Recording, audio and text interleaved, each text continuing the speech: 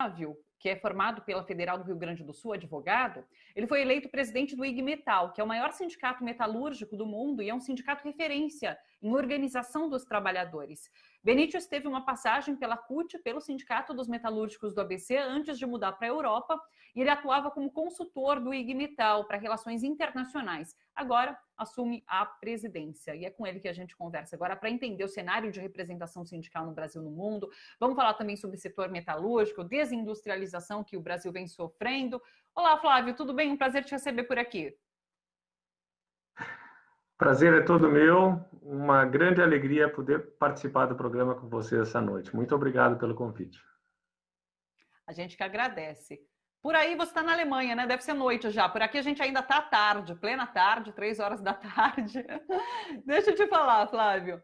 Eu queria uma avaliação sua em relação à atividade industrial aqui no Brasil. A gente conversou, se não me engano, foi na segunda-feira, sobre desindustrialização, com a Central Única dos Trabalhadores, inclusive.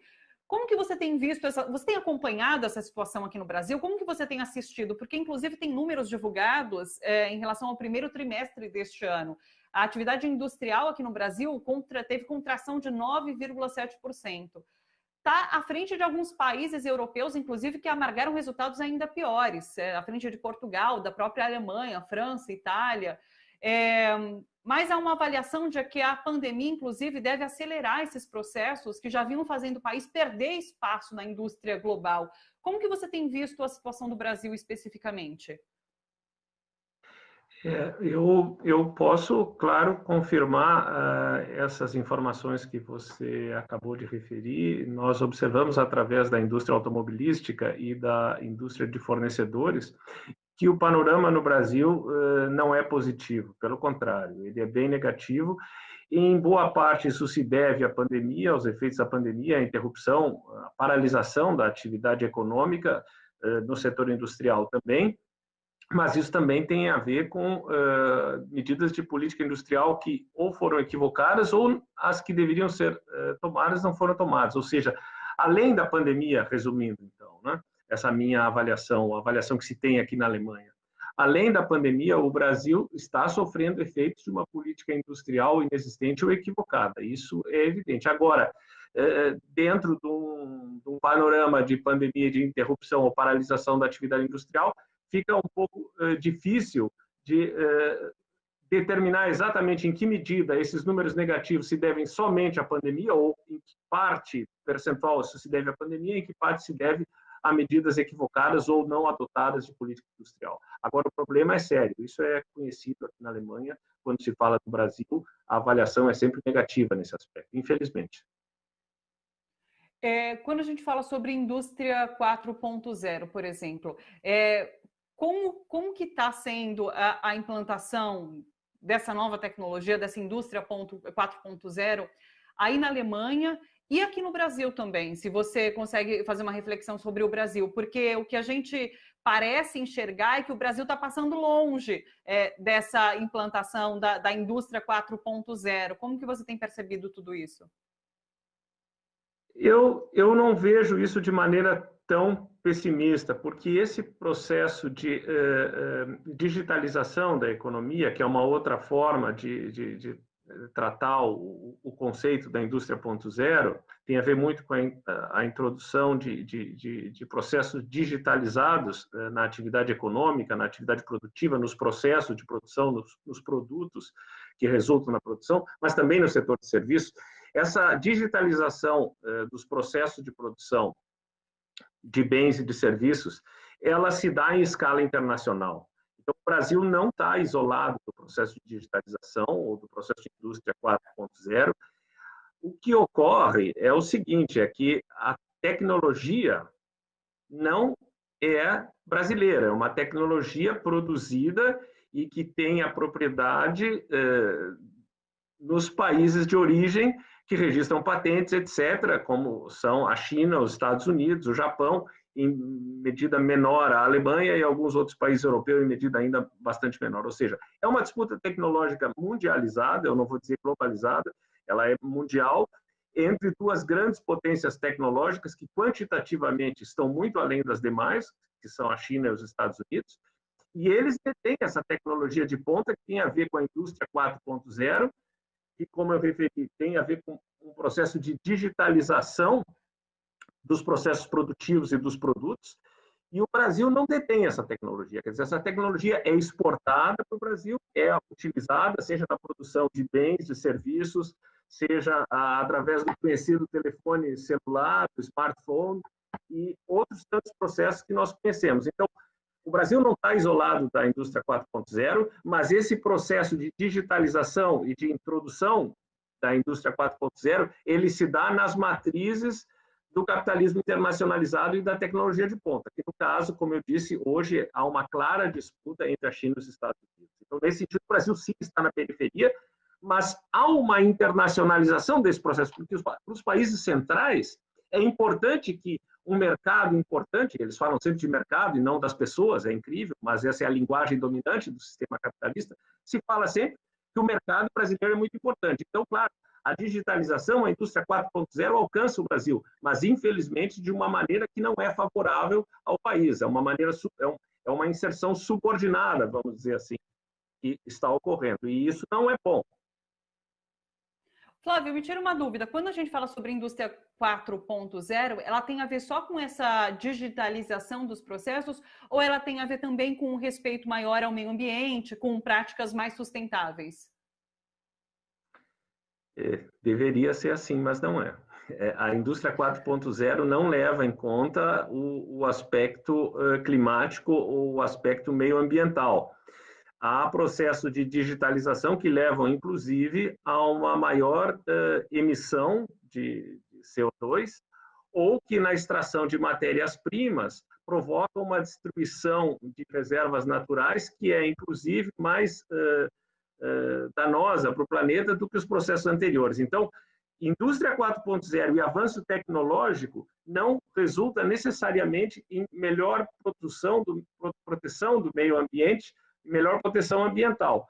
Tendencialmente, eu diria que sim, Thalita, que há uma inclinação da indústria 4.0 a favorecer processos produtivos de bens e de serviços, de mercadorias e de serviços, que resulte em menos emissão de gases tóxicos, de maneira geral.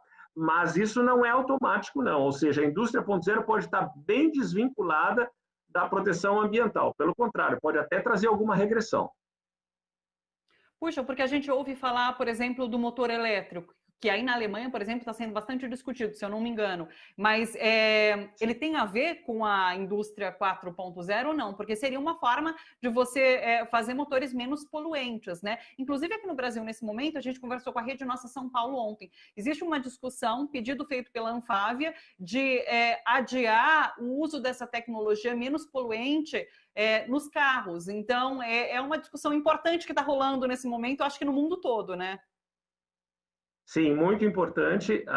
Eu diria o seguinte, para responder objetivamente a sua pergunta, o processo de eletrificação dos automóveis, ou seja, a mudança de paradigma, de um paradigma de produção de automóveis ou de caminhões e ônibus, etc., saindo do motor a combustão, seja ele diesel, no caso da Europa, muito importante, mas no Brasil mais o motor a gasolina ou a álcool, saindo desse paradigma do motor de produção de motores de combustão para motores elétricos, é claro que se reduz a emissão de gases tóxicos e gases poluentes nos carros que vão ser elétricos.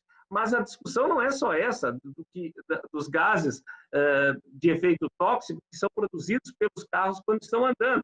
Qual é a energia que vai ser gerada para que esses carros sejam abastecidos com eletricidade? É uma energia limpa?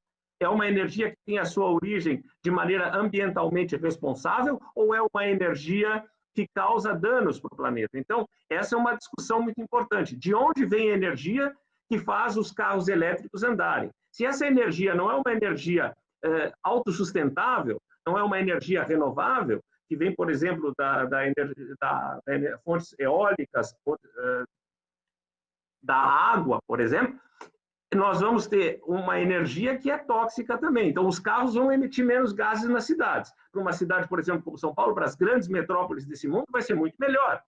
Mas nós temos que também acompanhar todo o processo desde a sua origem. como são produzidos esses carros, qual é a condição de produção deles nas fábricas e de onde vem a energia que esses carros vão usar. E qual é a infraestrutura necessária. Hoje nós temos postos de gasolina ou postos de álcool.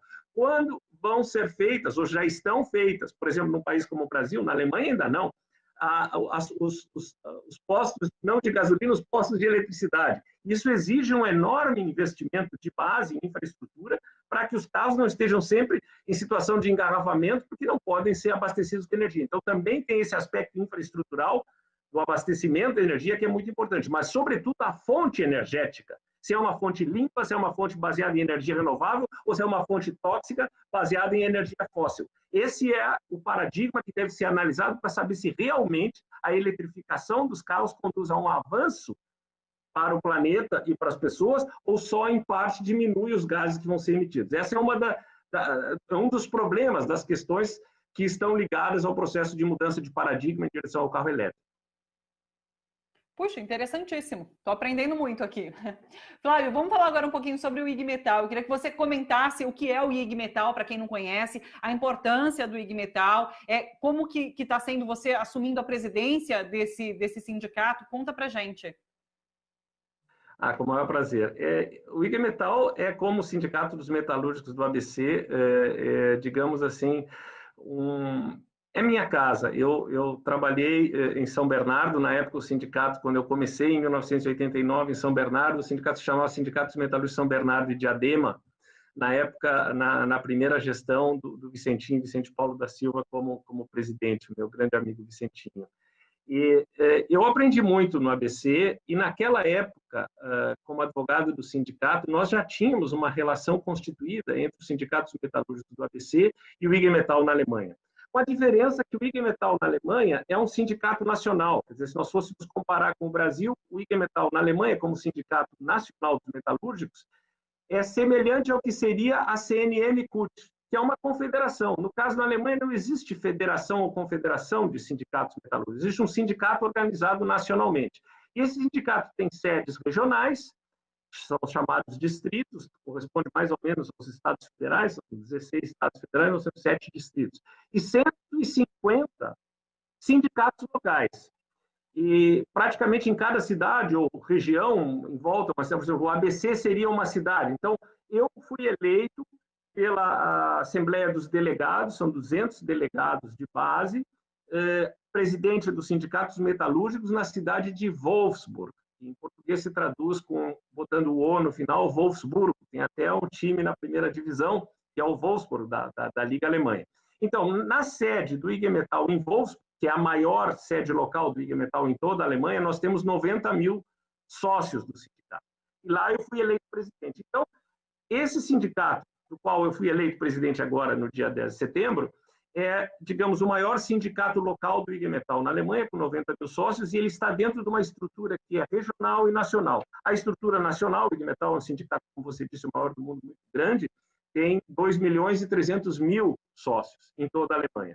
Localmente, nós somos a maior sede local, são 90 mil, e essa é a sede muito conhecida, por sinal, pelo fato de que em Wolfsburg está situada a matriz da Volkswagen, a matriz mundial da Volkswagen, que tem uma fábrica muito grande, ainda até hoje com 63 mil trabalhadores.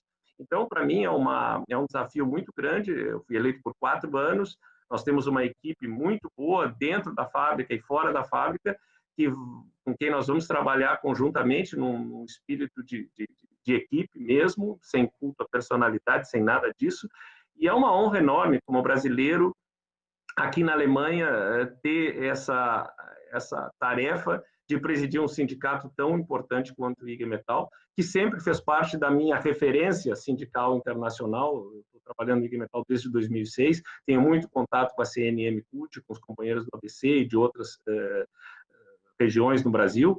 É uma honra e uma satisfação enorme levar adiante esse trabalho agora na condição de presidente. Estou realmente muito, muito feliz e muito honrado com esse desafio.